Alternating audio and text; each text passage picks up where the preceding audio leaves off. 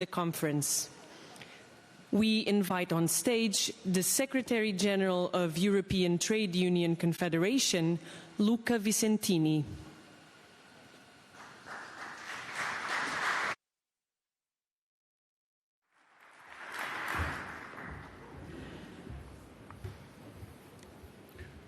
President Costa, President von der Leyen, President Sassoli, heads of state and government, esteemed authorities, and of course colleagues from the social partners and the social platform.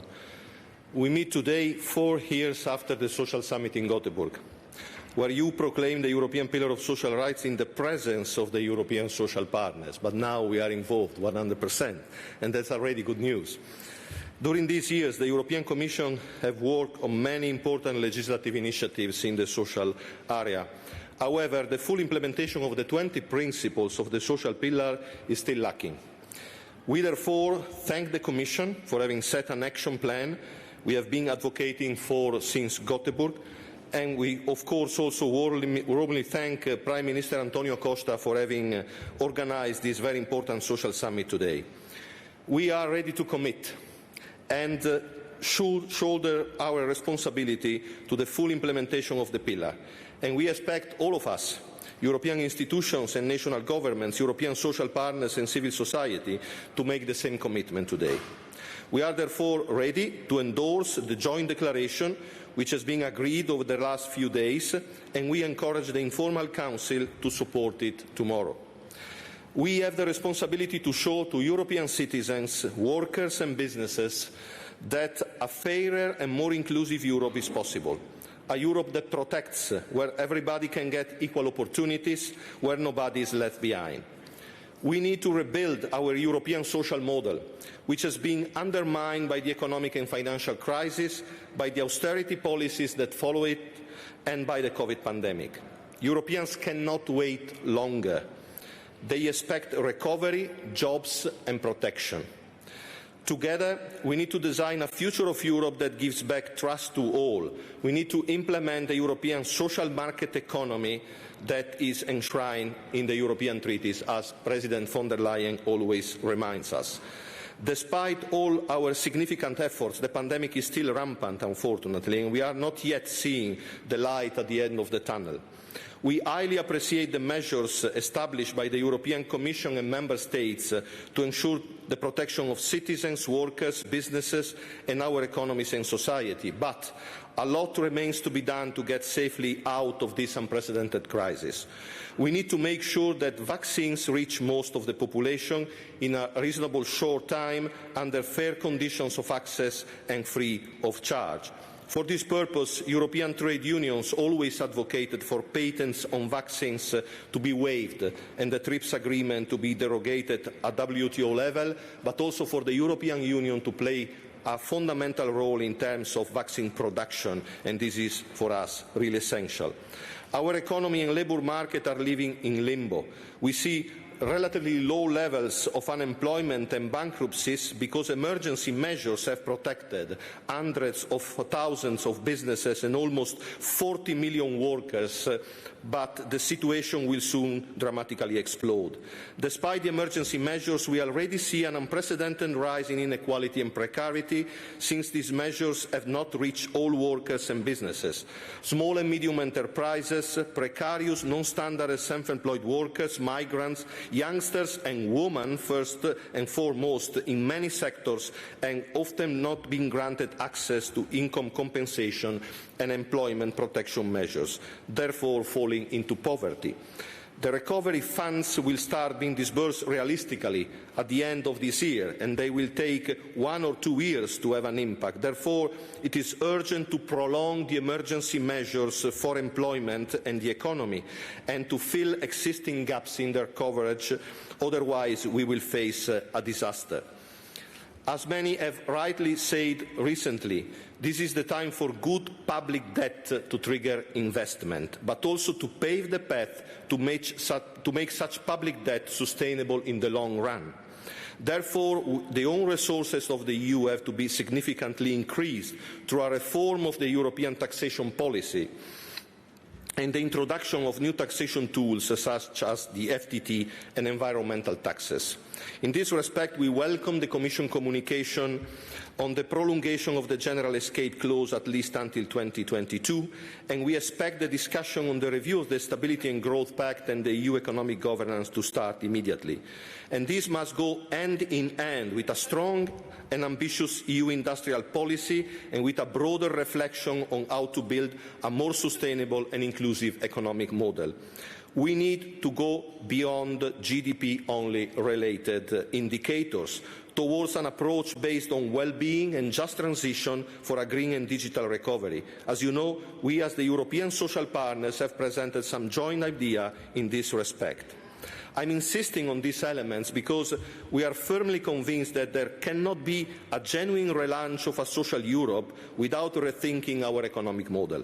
We need to move from the old narrative based on austerity and fiscal discipline, driven only by profits and productivity, to an economy that is at the service of people, offering good opportunities to all, respectful of the environment, of social justice and of individual and collective rights. But for this to happen, it is essential that the European Pillar of Social Rights becomes a compass for the European economic governance and the semester. The pillar has to be a fundamental part of Next Generation EU and set employment and social conditions for the recovery and resilience funding. For the recovery to be sustainable and inclusive, massive investments have to be targeted to bring about quality job creation and active labour market policies, reskilling and upskilling, and universal and adequate social protection.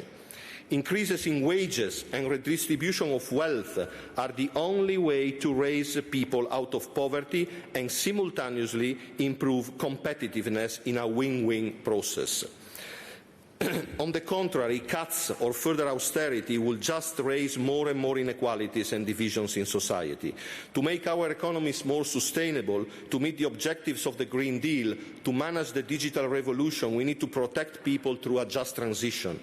And just transition is not only training and skills, also of course, but it means also creating quality work opportunities in those communities where existing jobs are going to be disrupted. Just transition means helping workers in their families with training and social safety nets. It means involving institutions and social partners in all processes of transformation. We want the pillar, the social dimension, to be one of the milestones of the recovery, together with the green and digital aspects. That's why we support the action plan, and particularly the 2030 headline targets it sets. We have failed achieving the targets of EU 2020. We cannot risk failing again. Upward social convergence and employment, skills and the fight against poverty is the minimum we have to achieve in this new decade, and this can be done through an appropriate mix of legislation, policy and action at European and national level. We know how much some of you are willing to protect subsidiarity and national competences. Rightly so, when national systems and practices work well in improving living and working conditions of citizens. But when, on the contrary, we face divergence, inequalities, unfair competition, well, then that's the time for cooperation, coordination, exchange of best practices. It's the time for better and more ambitious legislation, for earmarking European and national resources for upward convergence, economic and social cohesion. We support the rule introducing the RRF for a significant portion of investment be channeled to the green and digital targets, but we would like to see the same rule for social targets, starting from the ones set out in the action plan. There is no social upward convergence, there is no implementation of the pillar without adequate resources for social investment, without conditions in the RRF, in the multi-annual financial framework and in the common agricultural policy. There is no social justice without radical reforms of our legal frameworks. We appeal to all of us to support the important legislative initiatives the European Commission has included in the action plan. We need an ambitious directive for adequate minimum wages if we want to guarantee fair wages and stronger collective bargaining to all European workers. We need a directive on pay transparency if we want to address the gender pay gap in the workplaces. We need a directive to protect platform workers, but also to ensure equal rights to all precarious, non-standard and self-employed workers in Europe. This is just to mention 3 of many proposals in the action plan that need to be delivered if we want to turn the 20 principles of the social pillar into reality. We expect the same ambition and commitment at national level, in the national recovery and resilience plans, in the national reforms, in the national policies.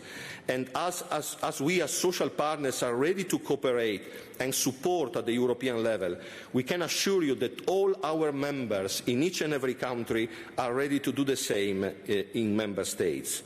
But for us to be able to do so, we have to be involved through effective dialogue. We strongly appeal to all of you to fill the gaps that still exist at national level, where too often social partners are not involved or poorly consulted and just formally. Social partners are the main actors of the economy and the labour market all over Europe. Through our negotiations and action, we can significantly help achieving the targets of the pillar to build a fair, sustainable and inclusive European society. Dialogue between institutions and social partners, autonomous social dialogue, collective bargaining and participation in the workplaces are essential values and instruments of our democracy and way of life. We should all fight to defend them at European and national level. We expect all of you, all of us, to promote all forms of dialogue with us, and be sure we will be ready to cooperate and deliver to build stronger and fairer, inclusive Europe for all. Thank you very much.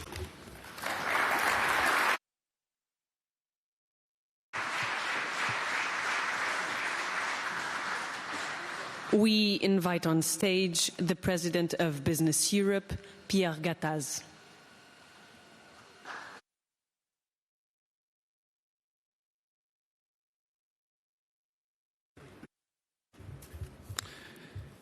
Dear Prime Minister Costa, dear Commission President von der Leyen, dear President Sassoli, dear heads of states and governments, dear Commissioner Schmidt, dear Minister, dear social partners, dear colleagues from the social platform, ladies and gentlemen, I would like to thank the Portuguese presidency for the close cooperation with the social partners when preparing the Porto Declaration. We do not necessarily agree on every word, but we are going to sign it, and it led to a balanced compromise that Business Europe can endorse. The circumstances are extremely difficult right now. Europe is faced with the worst crisis since World War II, and it's very important to have an effective roadmap to overcome this crisis, at the same time ensure that the green and digital transitions bring real growth. Having a balanced implementation of the European Pillar of Social Rights Action Plan is certainly part of the answer. Business Europe has 3 key messages concerning the implementation of these action plans in the coming years. Message number 1, to have a successful implementation of the Pillar of Social Rights, we need an economic recovery. To help delivering the recovery, Europe's social agenda must support companies in their efforts to generate growth and employment, because this is the basis of social well-being, and for investing in the green and digital transition, of course. European leaders must acknowledge that enterprises cannot absorb additional burden, constraints, obligations on top of the crisis, and they must make priority use of non-legislative tools. European leaders must ensure that when European social legislation is proposed, it focuses on issues that really require a legislative answer at the European level. European legislation must fully respect the competences of national legislators and social partners, and the burden for companies must be kept as low as possible. As you know, for Business Europe, there are at least 2 Commission proposals that do not respect these criteria. The proposed directive on minimum wages, sorry Lucas, and the proposed directive on pay transparency. We do not question the main objective pursued, but we are strongly opposed to these 2 proposals because pay is of national competencies and because they contain provisions that will undermine national collective bargaining, social dialogue, and impose excessive burden on companies. And this is not at all the good timing to do that. Message number 2, to be successful in the long term and make good use of European recovery funds, we need to accelerate the transformation of our economies. For Business Europe, this means that European funds must be used to boost productivity, growth, investments, competitiveness. It means that European financial support must be flanked with structural reforms that can deliver growth and support employment long after the funds have been spent. Labour market reforms, yes, of course, in order to have sustained job creation. Reforms of social systems, yes, of course, to modernize safety nets and to ensure their financial viability in aging societies. Reforms of education and training, yes, of course, to equip people with the skills needed on changing labour markets and to empower them to create and seize new opportunities linked to the digital and green transitions. All of that, of course, to maintain and improve the competitiveness and the agility of our companies, of course. Message number 3, to ensure ownership of social policy, you need the social partners. Labour market and social policy decisions should be taken as closely as possible to the employers and citizens concerned. And the social partners are well placed to find balanced solutions that reconcile companies' and workers' needs. To support social dialogue, which is the essential feature of our European social model, you need to leave the necessary space for the emergence of solutions negotiated by the social partners at the appropriate level. And you must respect the results of these negotiations when they succeed. Of course, social partners will not always agree with each other, but they have a good track record in overcoming initial differences of views to find a compromise. And for issues requiring tripartite cooperation, public authorities can help fostering compromise by adopting a balanced approach, building on points of agreements. The Portuguese presidency, by the way, did so when preparing the Porto Declaration. And this is why, without agreeing with all the elements of the European Pillar of Social Rights Action Plan, Business Europe can sign up to this declaration and commit to work constructively for the recovery and to ensure that the green and digital transitions generate real growth. To sum up in one sentence, I think that economical prosperity is a key, is a solution for prosperity of our people and for the protection of our planet, not the other way around. Thank you very much.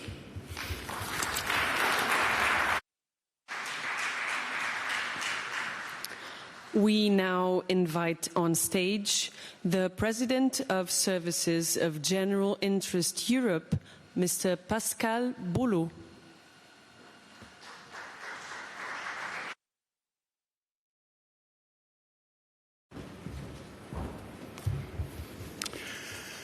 Monsieur le Premier ministre, Prime Minister Costa, Ms. von der Leyen, Charles Michel, President Sassoli, heads of state and government, my dear friends. First of all, I should start by thanking the Portuguese presidency for the remarkable organisation of this very ambitious event, and I'm very pleased to be able to take part in this social summit in Porto. For the organisation that I represent, it's very important to us to show that services of general interest, such as housing, education, public transport, etc., are key actors in social Europe, because they're key actors in our citizens' daily lives. And we've seen this very clearly in the health crisis that we're still living through. The issues that we're facing, the health crisis, but also the digital transition and the ecological and demographic changes, call for the ambitious implementation of the action plan. This implementation should be based on 2 points: a paradigm shift in productive investments in essential services and in social protection. These are the kind of levers of the kind of recovery that will leave no one behind. It can be inclusive and sustainable. New momentum is required also at the national level to reform labour markets. These have to be based on social dialogue and clear and renewed trust in the abilities of employers and social partners to strike the necessary compromises for a balanced recovery. We need to link up the dots of the discussions we're having today with what's going on tomorrow's discussion between heads of state and government. And the tool we have to link up these two things is this Porto Declaration, which will go down in history, I believe, as being the first summit exclusively devoted to social issues. We're calling member states to approve these 3 new ambitious targets for 2030 for employment, adults training, and combating poverty. We need further investment for recovery and resilience. We need new targets to give access to all for services of general interest which are of high quality. But in terms of these recovery plans, we also need to think about European economic governance. And this debate has to be at the heart of our thinking about New Europe, has to be the thread running through it. Just GDP growth cannot be our only guide in the future. We have started work, answering the call of President Michel, for example, to take more account of social and environmental aspects into account, to go beyond GDP. My association wants to continue this work with support of European institutions and member states, and this subject should be at the heart of the debate that the heads of state and government will be having tomorrow. Finally, we are committed to revising the Growth and Stability Pact to bring it more into line with today's challenges. We call for this to be transformed to draw a distinction, finally, between the goods debt for education, research, for infrastructure, and to distinguish that from bad debt just to fund daily spending. That's why we need productive investment. And it's the responsibility of all member states and institutions to create economic governance based on that need. Thank you.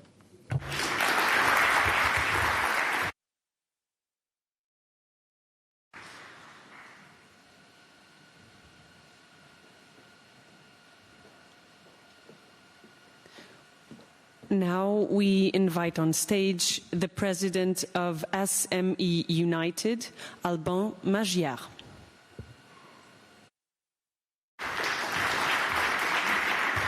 Okay, thank you for cheering me up.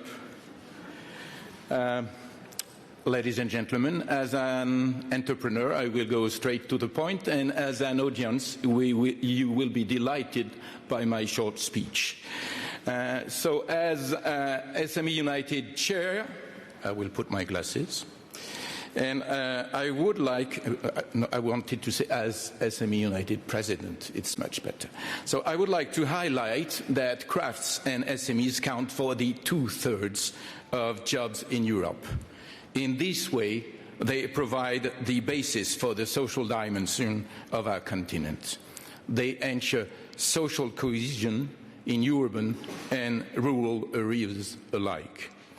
However, this Porto summit takes place at a difficult moment for enterprises, workers and citizens. We acknowledge the political momentum to deliver on social Europe. Given that the economic and social dimension are closely intertwined, we must find the right balance for a competitive, sustainable and inclusive recovery. As President von der Leyen stated, the COVID crisis is not over for SMEs, workers and self-employed. Support measures such as short-time working schemes and means for recapitalization should last as long as necessary. At the same time, we must go from protecting jobs to creating jobs. Job creation will be based on how good we are able to kickstart our economy. This will be stimulated by investments and reforms. The RFF gives us a unique opportunity for public and private investment in the digital and green transition. Additionally, reforms should ensure the sustainability of our social protection systems and well-functioning of our labour market, and as well the efficiency and thriftiness of national and European institutions. Supporting entrepreneurship is the key priority for jobs and inclusion. As SME United, we ask you to focus on these 5 key elements. First, create a good business environment. Second, reduce burdens on small businesses so they can create jobs. Third, improve labour market functioning by structural reforms where needed. Fourth, invest in education and training and in lifelong learning to equip the workforce with the skills fit for the digital and green transition. And fifth, provide the right social protection and essential services, especially for self-employed. The DNA of our European social model is a good social dialogue with strong, autonomous social partners. Involving social partners, it has been said, but at all levels, to design solutions, take ownership of reforms, and deliver on the implementation of the Pillar Action Plan is an absolute prerequisite. In the same way, we also recall the need for a timely and meaningful involvement of social partners in the European semester. The semester is the right tool for monitoring the implementation of the pillar. In the same way, we also recall the need for a timely and meaningful, I'm repeating myself. Have you noted that? It also means that capacity building of social partners, especially those representing SMEs, remains a high necessity. Further implementing the European Pillar of Social Rights is a joint responsibility of the European, national and regional level of governments, social partners and civil society, while acknowledging their respective competencies. This is why SME United, as European social partner, is willing to sign gladly the joint social statement on behalf of its members. I wish us well. Thank you.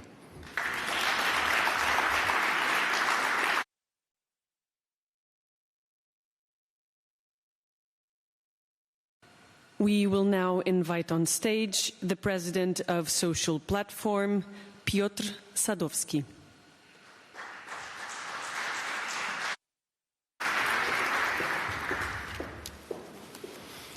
Caro Primeiro Ministro Costa, dear Presidents, Prime Ministers, Ministers, Commissioners, social partners, dear friends.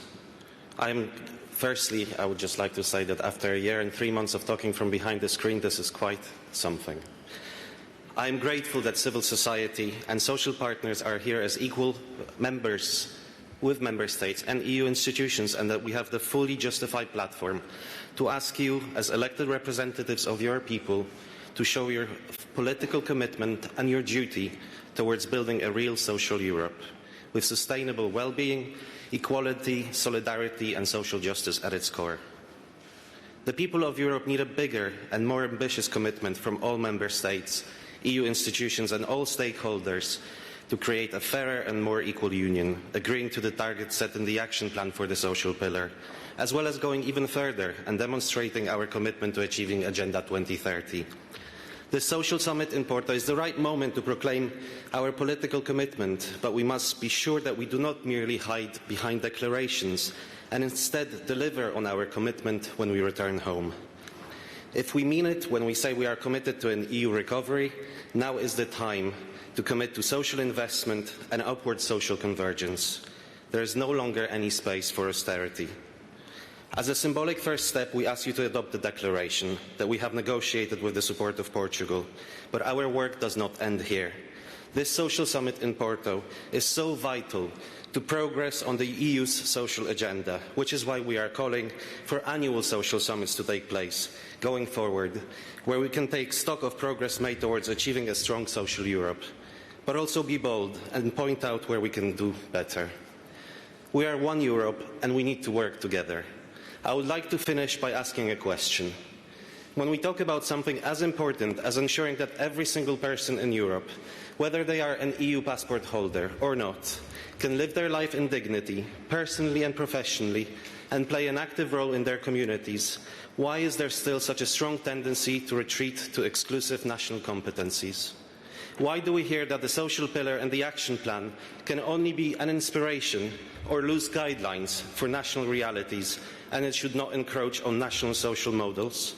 Why is there continuous backlash against gender equality and branding of some groups of people as minorities or even worse, ideologies? For us, there should be one European social model where everyone is included, respected, treated as a human being and not discriminated against. So if we are serious about a European recovery which leaves no one behind, let us stop focusing on what cannot be done and let's focus on what can be done to improve the lives of every person in our societies, in every corner of our European Union.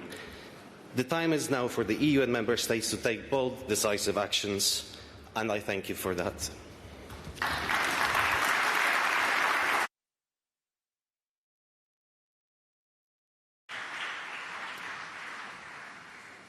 Now we will hear the remarks from the leaders of 3 of the European institutions. To start, please welcome again on stage the President of the European Parliament, David Sassoli.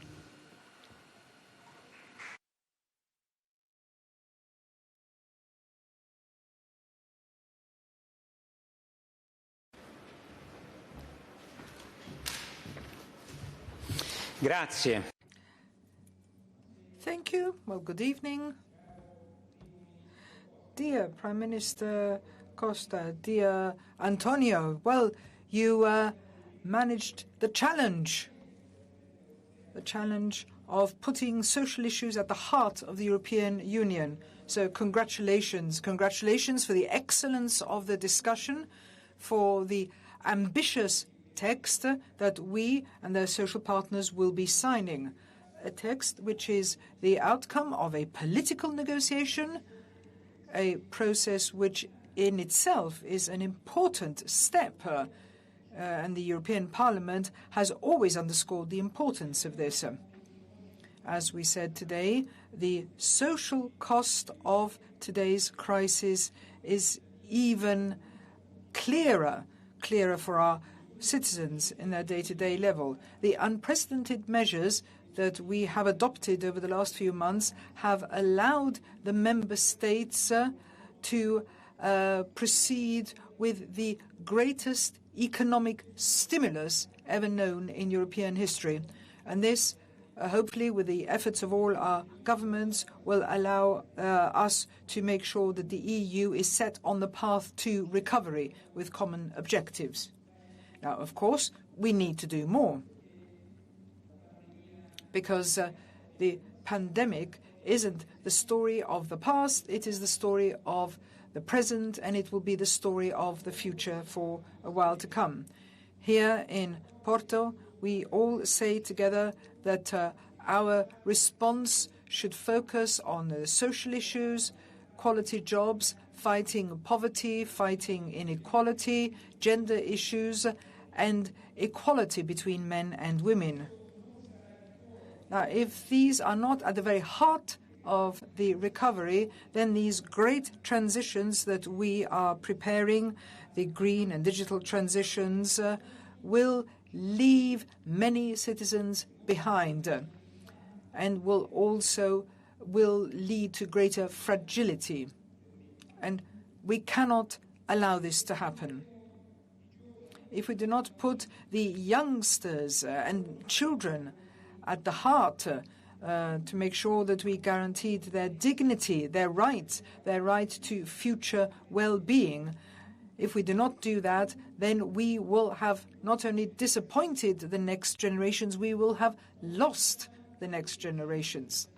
Today, the principles underpinning the pillar of social rights must become a reality. They need to be applied. It's not good enough just to proclaim them. They need to be implemented, which is why today's conference and tomorrow's summit are not a point of arrival, but a point of departure to relaunch a new social design. Today, our institutions need to embark on a very close negotiation of a renewed social agenda. On the basis of our declaration today and the resolutions of the European Parliament and the Commission's action plan, we all need to commit ourselves to lay down concrete objectives. And we need to be very pragmatic in doing so, because these rights must become a reality. They are rights that people are entitled to. So, as I said, a tangible implementation at a time that is dramatic for our society. And we hope that tomorrow's summit will be the beginning of a new social Europe. Tomorrow, I will be asking the heads of government and state on behalf of the European Parliament to translate the principles of the pillar into concrete actions. And we need to ensure that these actions have a real impact on people's living conditions, their working conditions, on their dignity, on the substantive equality between their different living conditions. These are extraordinary times, and we have a historic opportunity in our hands to draw the lessons of this pandemic and reconstruct our economies, our societies, make them more sustainable and more equal. We cannot go back. If we are to reduce inequality, we need to reduce our debts. We need contracts to protect our citizens in these difficult times. We do not want our most vulnerable, our most fragile, most exposed citizens to suffer. Women, the young, because tomorrow they will be bearing the burden of this crisis, which is why today we need to begin a great debate on the post-COVID rules.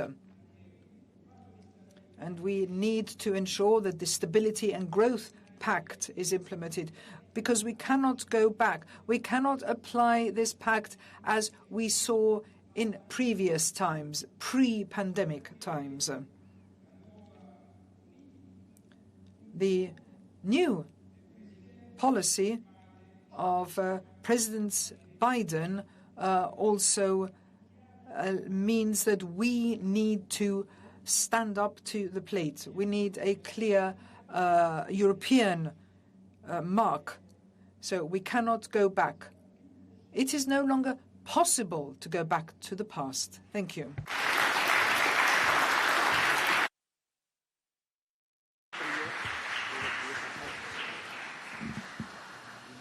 Thank you very much, Presidente Sassoli. Grazie. Please welcome now on stage the President of the European Council, Charles Michel.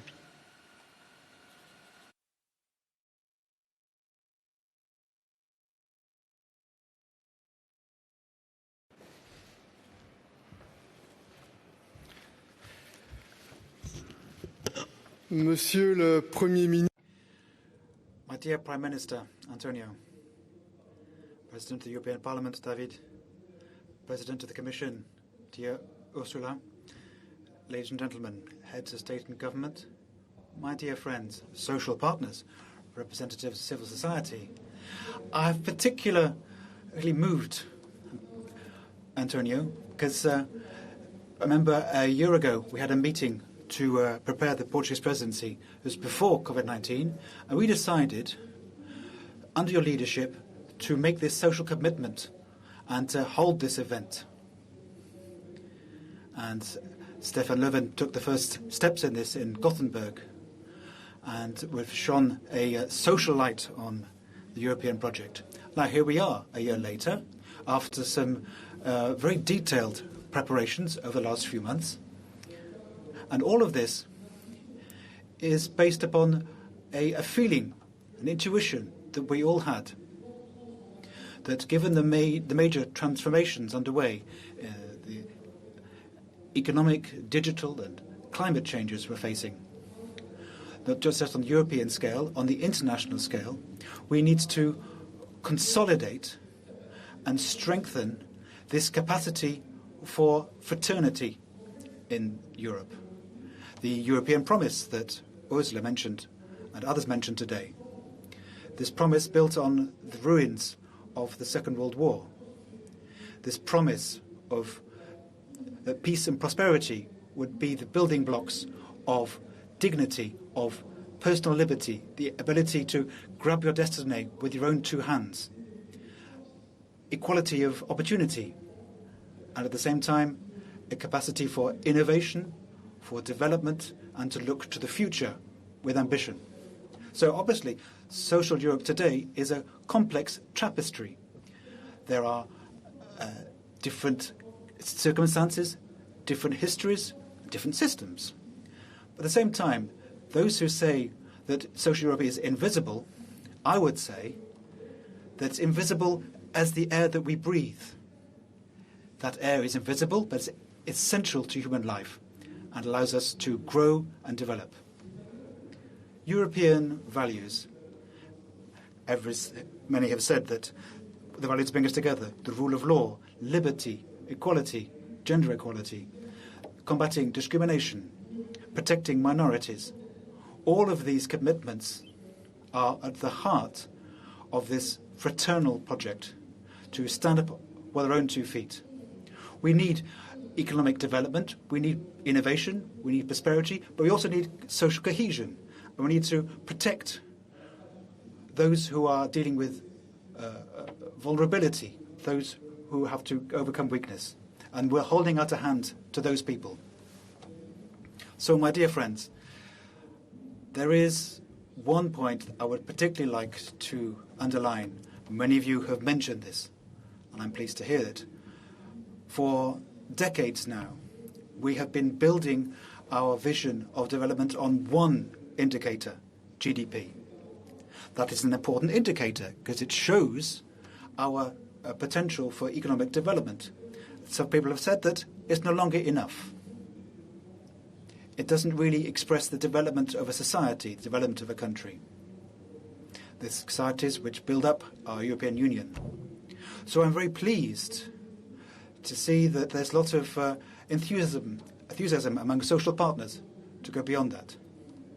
We don't necessarily have the same points of view, but we can come together and year after year to see if the decisions we're taking have an impact not just on GDP, but also on other criteria: access to education, the quality of the environment, combating discrimination, our capacity to ensure that we can innovate, that we can develop, and that we can create prosperity for the future.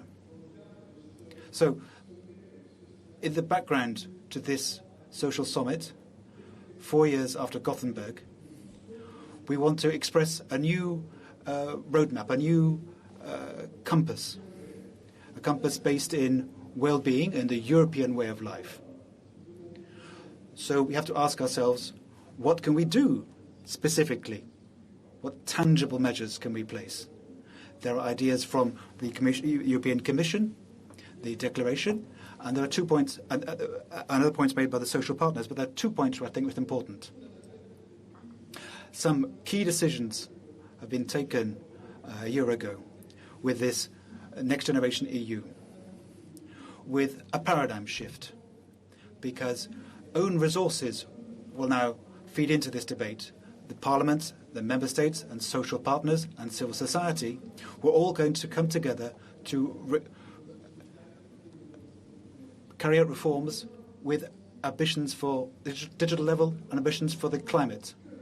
What we need is not artificial intelligence, we need collective intelligence.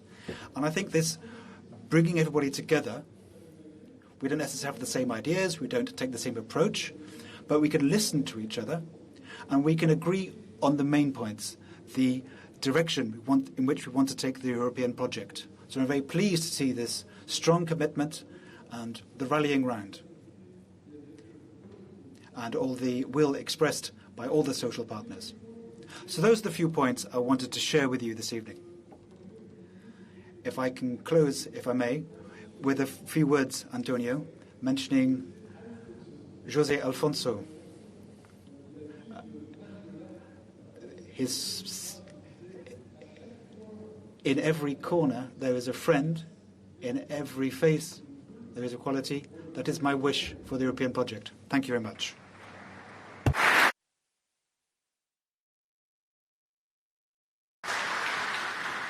Thank you, Président Charles Michel. Merci. Please welcome again on stage the President of the European Commission, Ursula von der Leyen.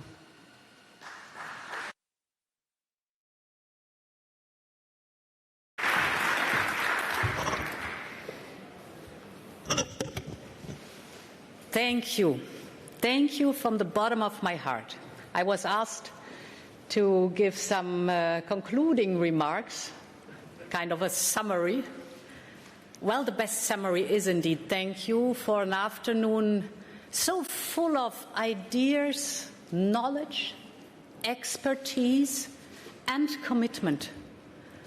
And thank you very much for the strong backing of the general direction of the social action plan of the Commission and the 2030 social targets. And it is impossible for me to summarize all this precious knowledge of this afternoon in the 3 different workshops that we've heard. But let me just, with a broad brush, reflect a little bit on the 3 targets. And I would like to start with fighting poverty. A child in poverty. How can we help children out of poverty? We all know what it needs.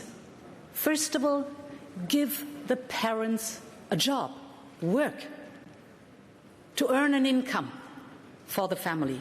And for that we need the employers. For that we need the trade unions. But for the parents to go to work, for the single parents to go to work, you need good childcare. Good childcare, an offer of all day long, not only because the children are being taken care of, but yes, children need their parents, but children also need other children. So give them good childcare. And I look at the heads of state and government, you know the topic. And then children in poverty need access to the basic needs. The basic needs is education indeed, it is health, it is a warm meal per day at least, it is sports, it is music, it is other children. We all know the ingredients. And as long as the Commission can support with the European Social Fund, but also with the cohesion funds, and if the heads of state and government do their input, and if from the social partners, the organizations we have here, the input comes, well, we come back to the knowledge, the old wisdom that says it takes a whole village to raise a child. And in this case, the whole village is Europe. And my second thought is on jobs. Indeed, here too, we need a strong single market. The heads of state and government, we need innovation and digital improvement, future-proof clean technologies. We know that we need a competitive economy. We need it open to global trade. But indeed, it is also about wages, fair wages. And yes, I am a strong believer of collective bargaining. I'm a strong believer of strong trade unions and employer associations. They know exactly all the details and they can bargain a really targeted, tailor-made wage that is necessary. But if they are not there, if you have no trade unions in place in a region or sector, if there are no employer associations that always are caring for the fairness among the employers, well, you cannot say, well, then there is no minimum wage. Then we need alternative proposals. And that's what the framework is for, to give a guidance for the process, how you can find an appropriate, tailor-made minimum wage in such cases.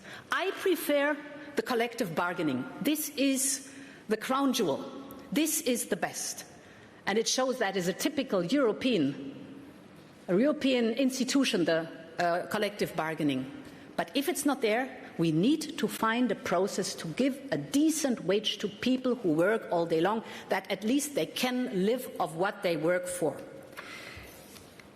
And the third point is skills. Indeed, there is no thriving economy without people with the right skills. And we know the recipes. The best and noble task for our member states is good schools. Good schools is a wonderful task to fulfill, incredibly difficult, and it's never going to be perfect, that's for sure. But it's also dual vocational training for young people, because we see that if the dual vocational training is in place, and we need the employers, we need the trade unions for that, but we also need the educative infrastructure by the governments. If you have it in place, you train the demand for tomorrow, because the small and medium enterprises and the businesses connected to dual vocational training know exactly what the future market needs, because they know what they need for their economy. It is the entry ticket for youth in the job market, the training on the job. And indeed, in an aging society, we will need to go through lifelong learning, upskilling, reskilling, and there too the infrastructure has to be provided by all those here. And that brings me to the very last point. It was just a broad brush for an incomplete picture of all the wisdom that was assembled here in this afternoon. What is so special about this summit? What is so special about Porto? Nowhere in the world would you find another continent where you can assemble in an afternoon this diversity of groups and people that all discuss in the same direction.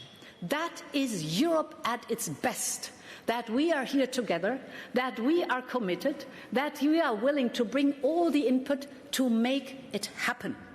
You have the knowledge, we have the knowledge. You have the power, we have the power.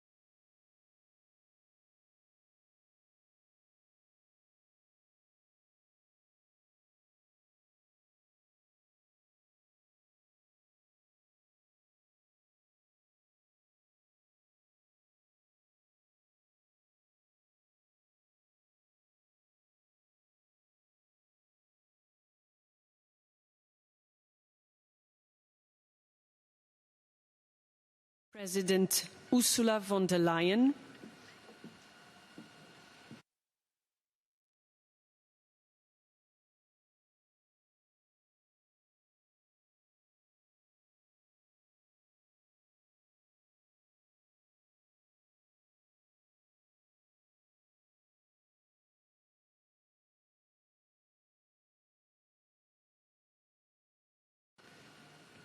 finally, we welcome on stage the Prime Minister of Portugal, António Costa.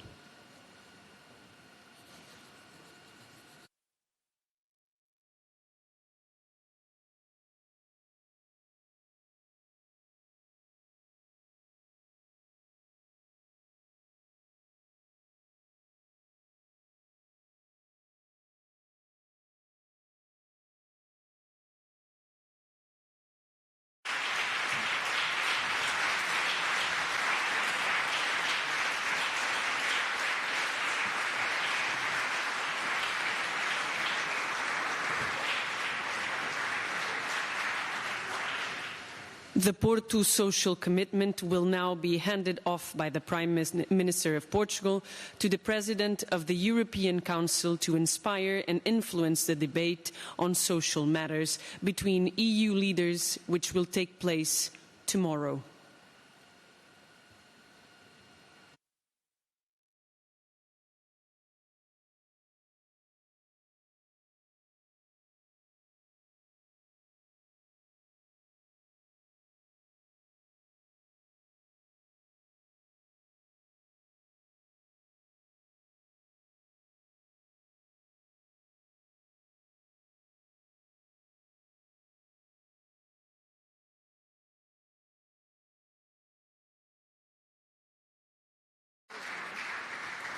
Thank you all. This is an image for us to remember and celebrate in a not so distant future. Thank you very, very much.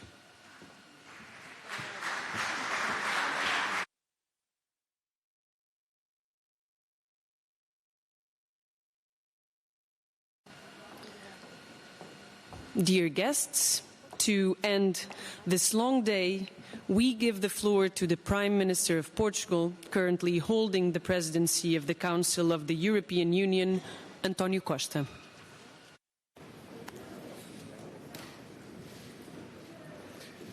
Well, dear friends, it is now the moment to take and use the headphones.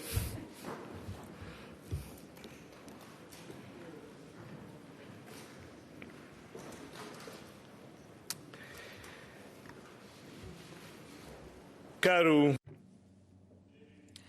Dear David, dear Ursula, dear Charles, heads of state, colleagues, heads of government, social partners, representatives of civil society, members of the European Commission, ministers, ambassadors.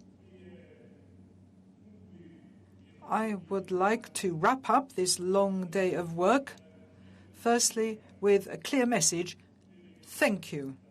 Thank you for all being present here today, and thank you for the great vitality, the wealth, and the depth of the participation of your discussions today. I think the way the discussions took place were an excellent augur for what will happen, hopefully in the conference on the future of Europe that we will be opening in Strasbourg in the next couple of days, jointly with my friends David Sassoli and Ursula von der Leyen. I think this is a historic moment. For the first time, we have achieved a joint undertaking. The President of the European Parliament, the President of the European Commission, and the social partners have discussed the action plan for the European Pillar of Social Rights. This is the broadest, the most ambitious undertaking perhaps ever, a tripartite undertaking at European level, an undertaking that as a host of this summit I have had the great pleasure to hand over to the President of the European Council so that as of now the European Council can carry it forward. This undertaking marks the beginning of a new path that we will carve out together. I would like to thank you all very warmly, all the social partners who in a very frank and open way have worked with us very intensely over the last few months so that we could find a compromise that everyone could support. Now, we know that we don't all share the same point of view, and it is this social dialogue that is the very foundation of social advancement. I think we've all shown that we have the capacity to compromise, to see eye to eye on a common project. So I remember when we first mooted this idea, we said we wanted to work with you. We want to try and achieve a compromise. I mean, this is what we do among ourselves in our member states. But we've never managed to all sit together, all the institutions, all of us, to thrash out a compromise. And the only thing that we're asking for is that you wanted to participate in the drawing up of this undertaking. And we had a text on the eve of the summit that either was yours for the taking or for the rejection, but you took it, and thank you very much today for your participation and for your undertaking. And I would also like to extend my thanks to the Commission, and particularly to Nicolas Schmidt, because of the way he worked in this whole process, the way he managed to push everything forward so as to achieve this compromise. And if Nicolas would allow me, I would like to extend a particular thanks to somebody who was a vital element of our success, our former Minister of Labour, Antonio Vieira da Silva, who is invisible in this whole process, but worked together with Nicolas Schmidt and with the social partners to achieve this. Thank you very much.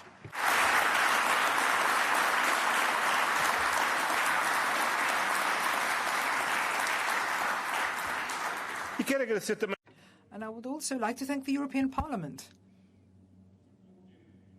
I was a member of the European Parliament for a very short period of time, but I was an MEP, and I know that the European Parliament sometimes distrusts the other institutions, and especially the Council. But I understand the reluctance that the Parliament sometimes has because they feel they're not involved enough. But I think here we've managed to prove that it is possible for us to fully respect the individual competencies of the institutions and yet still participate together. I think the European Parliament's resolution was absolutely decisive in achieving this compromise, and I would like to thank David, and I'd like to thank the rapporteur of the European Parliament, who also provided an inestimable contribution to this. So thank you for your contribution. Now, this undertaking is not the end of the road. It is, in fact, the beginning of a new road opening up. It's our undertaking to follow the road carved out for us by the action plan. And we will have many legislative acts that will have to be adopted. Now, we won't agree on everything. Some will be agreed on under the Portuguese presidency, some under the Slovenian presidency, and then the French presidency, and the presidencies that will follow until we complete our 10-year action plan. But I think This summit has shown that there is a common commitment to what we have to do. We need to cooperation, economic and social cooperation that face the challenges of not only today but in the future. We need to boost people's skills. We need to make sure that all Europeans have the skills to get better jobs, so they can participate in this extraordinary change that is taking place. We've got the climate change, the digital transition, and we want all of them to be able to participate in this transition. Now, it's not a transition that's important only for the young. We need to make sure that the current workers today who are in the labor market also have the opportunity to continue their life into new skills and a new life. And this is absolutely fundamental. And this is really the great challenge that we face. Secondly, it is absolutely fundamental that we invest in innovation so as to boost the competitive edge of our companies. We have companies, enterprises that have to reduce their emissions, that will have to undergo a sea change in their production processes. And we need to support them to become more productive, help them improve, achieve a new productive process, and also help them to continue producing goods and services of a greater added value. And an added value is vital in the European Union, and we can only achieve that on the basis of knowledge and the transfer of this knowledge and know-how to undertakings. And for that we need innovation. We need to begin constructing a new society with greater wealth, greater opportunity, and greater equality. And the third fundamental undertaking is to reinforce social protection. We need to fight against past inequalities, fight poverty, especially child poverty. We need to fight new types of inequality that the COVID crisis has generated. But we need a social protection that will guarantee that anyone who is reluctant, anyone who is afraid of the new challenge will be able to nevertheless take a qualitative leap to a new future, a greener future, a more digital Europe. They must not be afraid, because our social protection, our social model must guarantee that nobody is left behind, and that we can all make progress and the future that we are to build together. This plan is different to other plans, and it's not just a matter of words, it's not just a matter of projects. It's an action plan that is a timely plan. I think it's quite clear to us. We have three quantifiable objectives, very clear: employment, training, and combating poverty.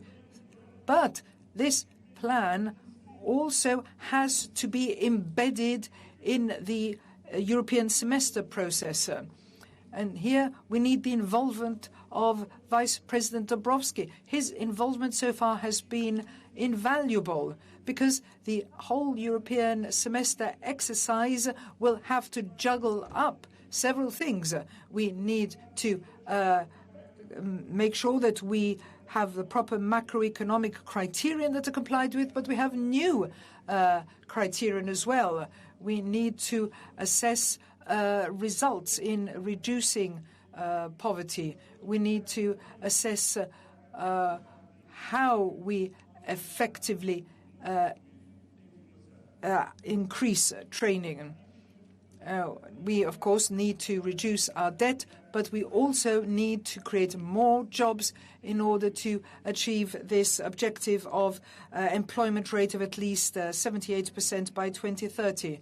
This will transform the economic model in Europe. and will make a Europe that is not only more equivalent, fairer, less financial, more social, a better Europe that we are all building here together. This, I believe, is the outcome of one of the greatest lessons that we have learned from this pandemic. Now, in similar crises in the past, things have been different. But this pandemic has developed a feeling of solidarity and involvement across Europe, because we were all fully aware of the fact that we are all protecting each other. And by protecting each other, we protect ourselves. And this is why we started using these masks. This is why we started ensuring that there is social distancing. And we started the vaccination process. We're vaccinating ourselves not only to protect ourselves, but to protect others. And it's only when everyone is protected that each and every one of us is also protected. And Europe knows that this is not only something we have to do in Europe, but throughout the world. If you look at the rest of the world, you could see that we're the only part of the world that has not blocked the exports of vaccines. We have continued exporting our vaccines. We have entered into bilateral agreements to allocate a percentage of our vaccines to other countries, and in particular African countries and Latin American countries. The European continent is a continent that is looking at the rest of the world and saying, we are there with you, and we will contribute to the COVAX campaign. We will increase the quantity of vaccines so that everyone in the world can be vaccinated. It's not enough that we are vaccinated. It should be that everyone is vaccinated for all of us to be really vaccinated.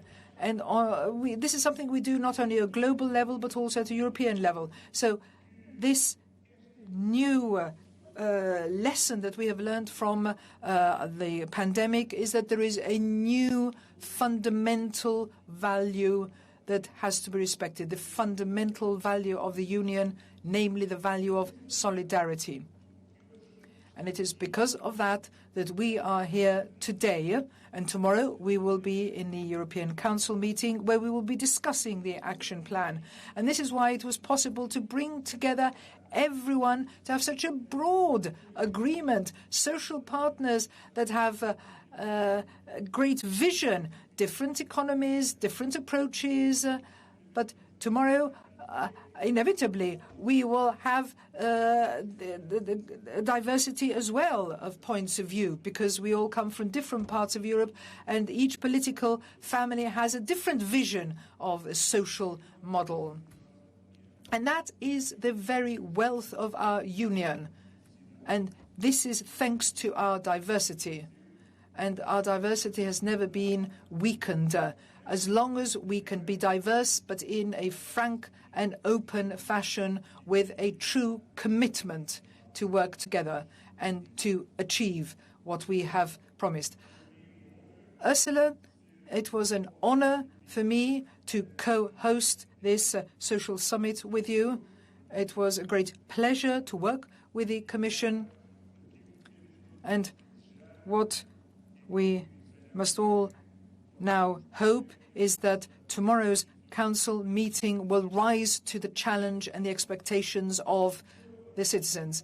And this is what I believe will agree. I remember that the Eurobarometer that was published in 2020, it was quite clear that what European citizens want. According to the Eurobarometer, 9 out of 10 those who were surveyed say they want a more social Europe. And they don't care whether it's up to the member states or the Union or the Parliament or the Council or the Commission to do this. The European citizen doesn't care. That's not what he's worried about. Citizens aren't interested in national debates. What they're interested in is their day-to-day life. And it is our obligation to respond to their expectations and their concerns, and to give European citizens what they want, a more social Europe. And if we manage to achieve this, we will have a green and digital and fair cooperation and a recovery for all Europeans. This is what Europeans want, and this is what motivated us to come to this summit today, and this was translated into the declaration that we have signed. So thank you very much for your presence here today, and do come back to Porto. We await you here.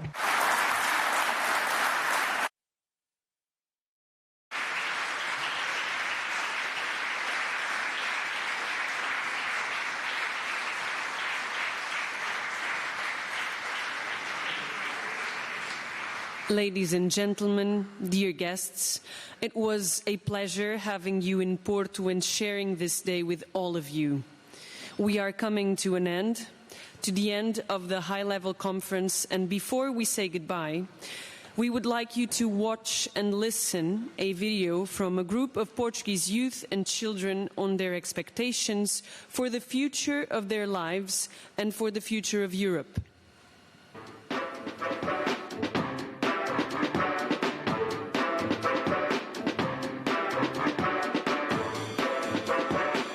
A Europa, para mim, significa uma família, uma unidade. Etnias, culturas, sociedade, deveres, direitos e liberdade. União, partilha, inclusão, diversidade. De certa maneira, a Europa encontra união nessa diversidade por juntar pessoas com cenários muito diferentes. Ser livre, dar a minha opinião, sentir que os outros também podem dar a sua opinião. União, paz, tranquilidade. Com a liberdade de expressão, liberdade de circulação, a moeda única. Com o facto de nem toda a gente ter de ser igual, nós somos diferentes e é bom ser diferente. Neste momento muito tem a ver com a pandemia. Principalmente as diferentes opiniões que têm vindo a divergir cada vez mais entre os diferentes países.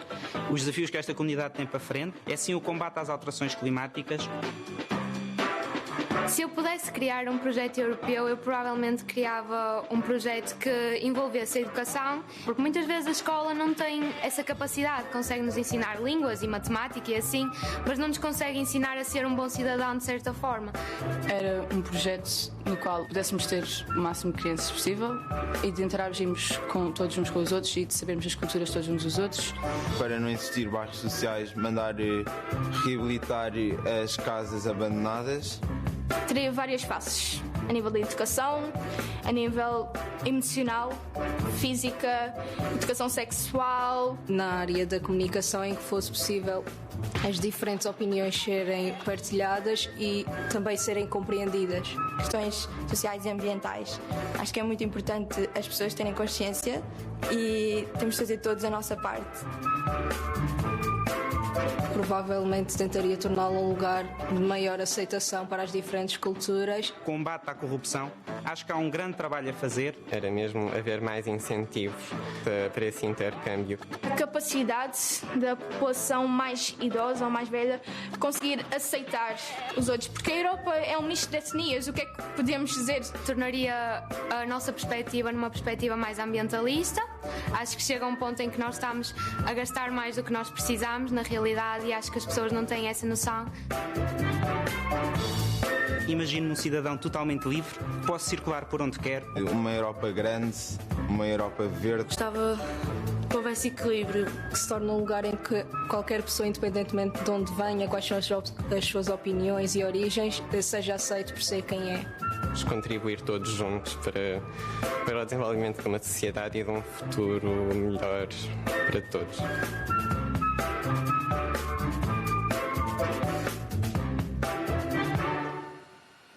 The closing session